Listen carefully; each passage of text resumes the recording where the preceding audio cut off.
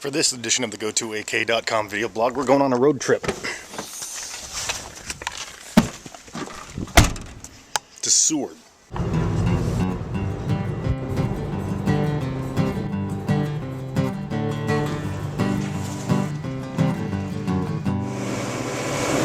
And then I'm going to take a boat trip to a place about 9 miles down Resurrection Bay out of Seward, a little inlet called Humpy Cove. And of course, all Alaskans know what a humpy is. It's another name for a pink salmon. As co-owner Susan Swiderski gave us the lay of the land, I was stoked to find out we had some ocean-faring vessels available to us during our stay. The Orca Island cabins are actually yurts, and there's only 3 of them on the entire island, so it's a great way to get away. Susan's husband Dennis shows me that yurt camping is a lot like camping, only it has some major perks. I mean, you could fit an entire family in here. It's got a full-size queen bed, you've got propane cooking, you got a full-size cooler, propane heat, and you could fold the futon out for the kids. An eco-friendly compost toilet, on-demand hot water, and a shower. You're golden. And the ocean-themed artwork that you're seeing was actually created by Susan herself. But speaking of ocean, I've got one thing on my mind. Kayaking. As a kid that was raised on an island, if I see a boat, I want to ride the boat. There's my yurt from the underside. There's my boat. There's the view.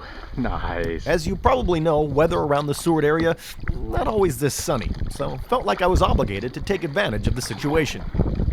And that's exactly what I did. Dennis and Susan had told me about an amazing waterfall that hardly anybody knows about, so I felt like I should investigate. And the family from Fairbanks that's staying in the yurt next to me apparently had the same level of curiosity. I've got myself deep in the Humpy Cove marsh, and I can hear a waterfall somewhere in the distance. Okay, it's right there. For not a lot of effort, this thing was a huge payoff. If I didn't know any better, I'd swear I was in the Hawaiian Islands. But I do know better, because my pocketbook has a lot more extra spending cash in it because I went to Seward instead of Hawaii. And something tells me it's picture time. And now it's time to find out what it's like to try to get into a kayak with a video camera in your hand. There we go. With all this exercise and excitement, I got one thing on my mind. Tell you what, get this whole place to yourself. I've only seen about maybe 5 or 10 people the whole time. Seen some salmon rising, seen a few sea otters. I hear there's some rockfish in Humpy Cove. I think it might be time to catch me some dinner. So I made a beeline back to my yurt, because everybody in Alaska knows, if you ain't catching, you ain't eating. Land ho! It didn't take long, and I was wetting my line. And it didn't take very long of getting skunked before I started to think. Oh wait, I brought fish!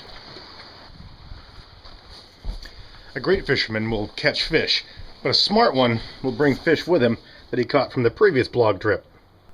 And these yurts have my favorite cooking device out on the deck. The kind of cooking device that makes that sound. While the barbecue may stack this meal in its favor, I don't think anything could ruin this. Did I mention that this is a great way to get away? I tell you what, you come out here, do some kayaking, do some fishing. There's no Wi-Fi, there's no cell phones. All you got is Resurrection Bay all to yourself. Peace and quiet and beauty of Alaska. Wish you were here. Okay, that's a lie, because I wouldn't want to have to share this meal. As my Fairbanksian neighbors tried their luck at fishing, and pretty much had the same luck that I did, I took a moment, looked around, and soaked up everything, wondering if yet another Alaskan had struck gold. And as day turned into night, I struck gold one final time. That candle smells like warm apple pie. Seriously.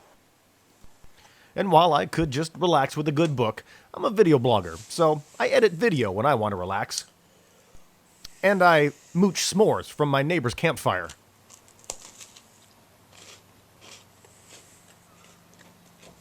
Go to sleep. Tomorrow I'm going to make a true Alaskan breakfast, begrudgingly leave the tranquility of Orca Island, and strike gold one more time when I trade in my kayak for horseback. Let's see the kayak again. Never be afraid to open your heart and see it. Believe